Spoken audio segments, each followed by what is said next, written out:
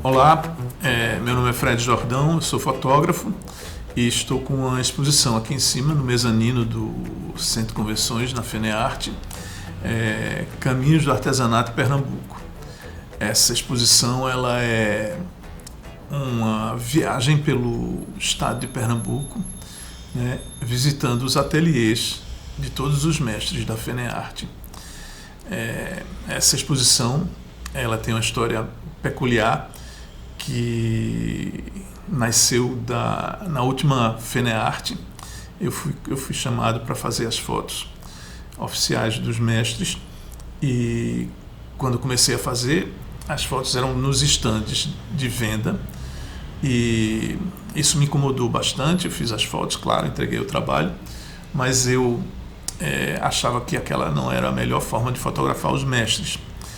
E aí eu propus fazer uma viagem e fotografar os ateliês, eles nos ateliês, que era uma forma de mostrar ao público onde nasciam, onde esses artesãos trabalhavam, né, como eram as oficinas, como eram os ateliês, e mostrar como surgiam aquelas peças, né? Então era mais ou menos a ideia de mostrar o artesão, o mestre artesão, executando o trabalho, ele no seu próprio local, executando as obras.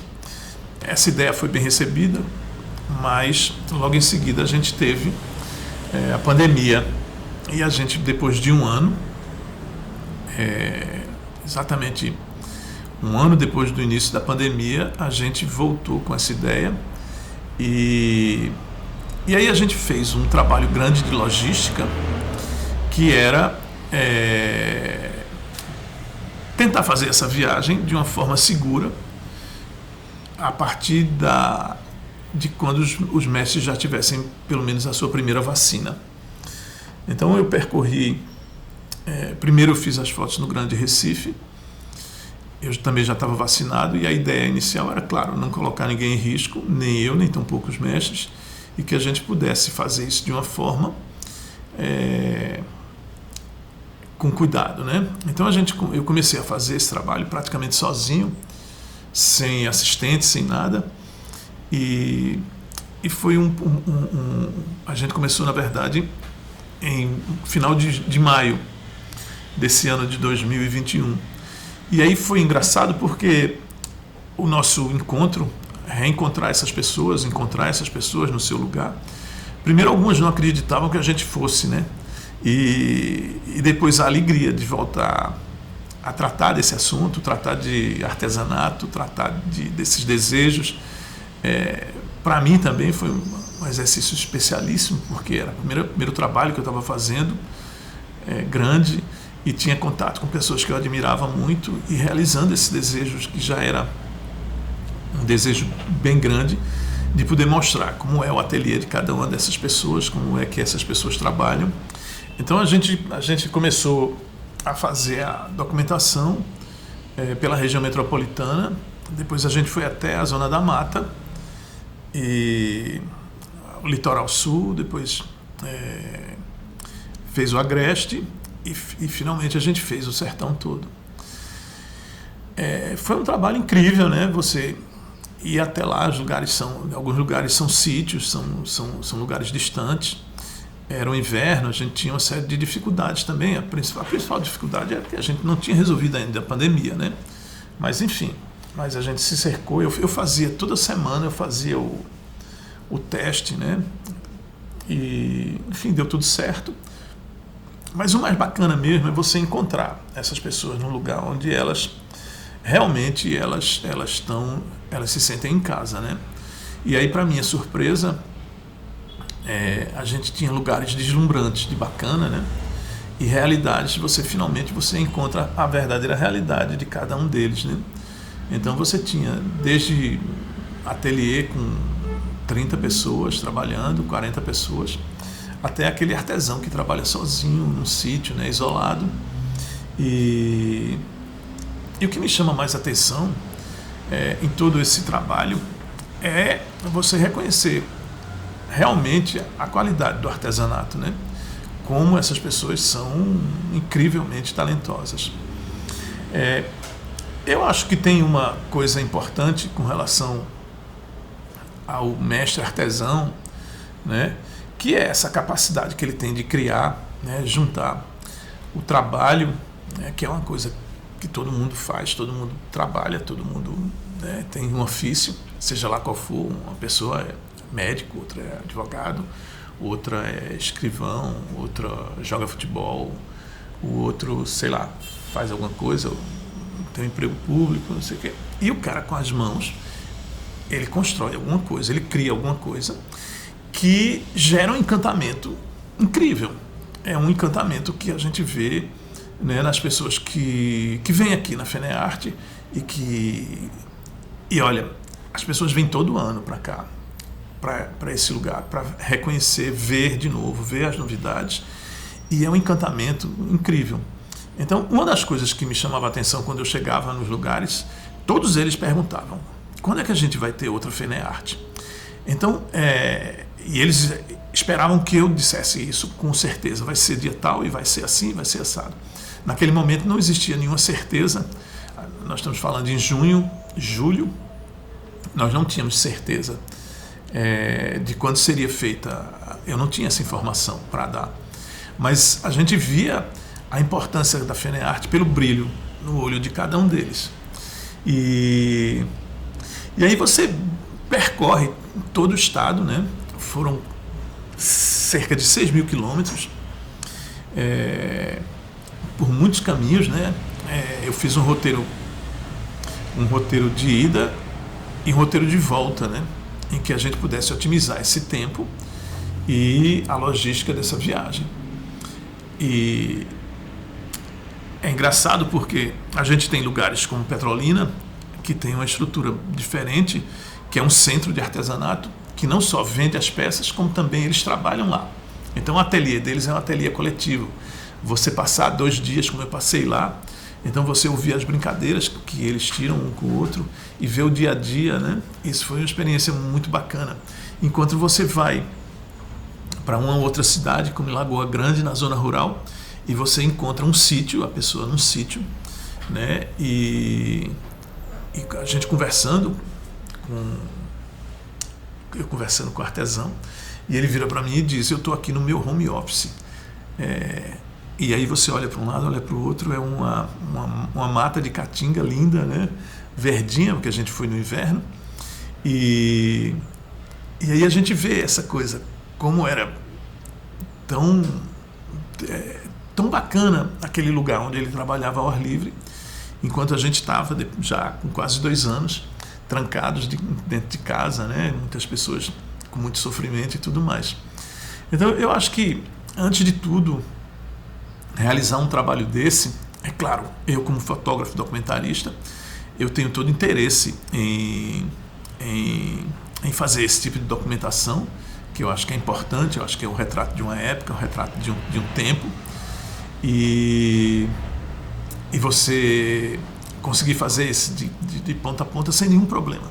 A gente não deixou de fazer uma pessoa, porque todas as pessoas elas disseram ok, venham, e a gente foi e conseguiu fazer em segurança e tudo mais. Mas você vê como essas pessoas têm uma relação tão profunda com o lugar, né? O lugar onde elas fazem é determinante, o lugar onde elas estão é determinante para o trabalho delas, porque elas trabalham, logicamente, com a matéria-prima do lugar, com as influências do lugar. Então, se você chega numa cidade maior, os temas são mais globais, são mais... e quando você chega no camarada que está lá no sítio, perdido perto de Buíque, lá naquela imensidão do sertão, você vê que o trabalho dele é completamente original. E isso é uma riqueza muito grande, né? A gente ter percorrido esses quilômetros todos e ter ido do litoral ao sertão. Eu me lembro que a última pessoa que a gente fotografou foi aqui no litoral. Depois de voltar de toda a viagem, a gente foi fazer uma pessoa, que é o Dido, de Porto de Galinha, e ele tinha tido Covid, e por isso ele não poderia fazer antes, né? Então, e no final a gente fez uma foto muito bonita dele com um coqueiral de Porto de Galinha no fundo, e ele tinha se recuperado da Covid, né? Foi realmente um momento muito especial e muito emocionante para todos nós, né? Conseguir realizar esse trabalho nesse período tão difícil e com tanta esperança, né? Para essas pessoas, da gente voltar. Tudo isso é simbólico, tudo isso é muito importante naquele momento em que todos nós tínhamos muita dificuldade de pensar o futuro. Eu acho que é isso, eu acho que essas pessoas são pessoas muito especiais, elas têm um trabalho que movimenta não só a economia, mas movimenta as pessoas, o sonho das pessoas, a felicidade das pessoas, a identidade das pessoas. É um trabalho que me deu, depois de 35 anos de muitas documentações que eu fiz, essa sem dúvida foi uma das mais incríveis e mais emocionantes que eu fiz. É sempre muito bom viajar pelo estado, fotografando e tudo mais. Mas quando você tem um trabalho único, fechado como esse, é realmente uma felicidade. Você está em contato com a alma desse povo maravilhoso. É um trabalho inesquecível mesmo. Foi uma grande alegria. Esse meu trabalho de documentarista sempre teve essa preocupação de encontrar a arte, a cultura popular. Uma das coisas que mais me chama a atenção em Pernambuco é essa capacidade criativa e essa riqueza cultural. É um povo que tem uma capacidade muito grande de transformar o dia a dia numa riqueza, né? Isso engloba muitas coisas, né? Desde do jeito de falar, do jeito de se vestir, até as manifestações, claro, mais consagradas. Sempre, desde que eu comecei a trabalhar com fotografia, isso já tem 35 anos, eu sempre tive um interesse muito grande pela cultura. Tanto é que fiz o possível para dirigir todos os meus esforços para estar perto desse tipo de acontecimento, né? Então, a princípio, o carnaval era o que estava mais próximo antes de qualquer coisa. O carnaval já é uma explosão de criatividade, de alegria, e eu sempre tinha uma preocupação muito grande em fotografar as manifestações culturais, né? Não só o carnaval, como a alegria das pessoas, mas também as fantasias e as troças, os blocos. Então, logo lá no começo eu participava de um coletivo, né, uma agência de fotografia chamada Imago Fotografia, e a gente criou um projeto chamado Projeto Lambi Lambi, que documentava as fantasias do carnaval. E a gente começou fotografando as pessoas que saíam na rua, né, com um estúdio ao ar livre em Olinda, e depois a gente levava a lona para fotografar as agremiações. É um trabalho muito rico e muito importante.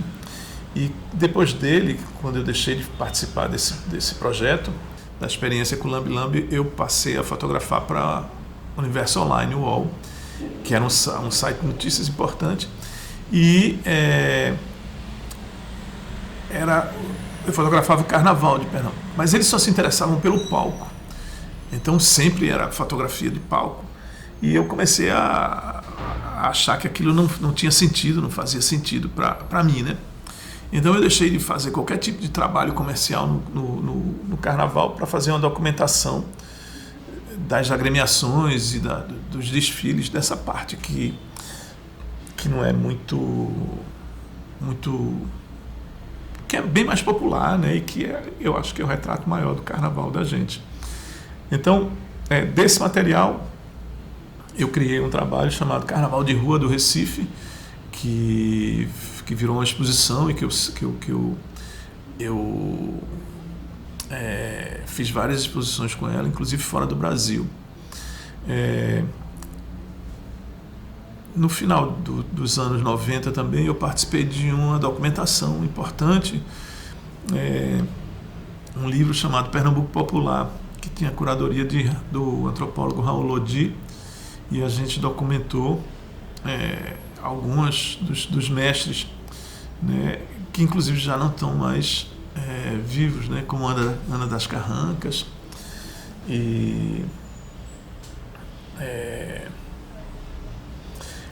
Então eu tenho uma atração muito grande por esse tipo de trabalho, por esse tipo de envolvimento. Toda a minha trajetória está ligada a esse reconhecimento e de entender o que o tempo ocasiona nessas manifestações culturais, né? Que transformações o tempo, a modernidade, a contemporaneidade, as tecnologias, tudo isso afeta nas manifestações culturais que são, né, centenárias, que são históricas e que sofrem, claro, muitas transformações. Então, depois de trabalhar como fotojornalista e trabalhar com publicidade, eu resolvi trabalhar somente com projetos que envolvem documentações institucionais, e muitas delas são documentações institucionais ligadas à cultura, né? E como a gente está aqui no Nordeste, em Pernambuco, a cultura popular é realmente quem tem uma riqueza maior. Então, acho que quando a gente fotografa essas pessoas, quando a gente documenta, quando a gente faz isso, a gente precisa ter um respeito e um conhecimento muito grande, porque é verdadeiramente o tesouro, né? O grande ouro, né, da nossa riqueza é a cultura popular. Acho que, em vez de, com o tempo e as coisas da modernidade, elas transformam, elas modificam, mas elas não acabam de jeito nenhum, né? E acho que os artesãos é a prova disso, quer dizer, com organização, com orientação, eles vão se profissionalizando e a gente tem sim uma economia já muito ligada a isso. Essas pessoas vivem com muita dignidade desse trabalho tão incrível, né, e tão impressionante que é você, com as suas próprias mãos, você transformar matéria-prima, né, em objetos, em figuras que encantam tantas pessoas, né? Para mim é uma alegria muito grande e uma realização também estar podendo apresentar um trabalho meu num espaço tão prestigiado e que é originalmente de mestres tão importantes que eu considero os mais importantes, né? Mestres muito especiais. Então essa oportunidade de mostrar esse trabalho é realmente uma alegria e um orgulho muito grande para mim. Eu estou muito feliz e gostaria de dividir essa alegria e essa experiência que eu tive, essa viagem que eu fiz pelo mundo do artesanato pernambucano. Gostaria de convidar vocês todos para ir, não só visitar a feira, que já é um dos passeios mais bacanas que tem em Pernambuco, e você também tem a oportunidade de visitar a feira de forma online, né? De forma remota, porque esse ano a feira é híbrida e você pode tanto ir presencialmente como também de forma online.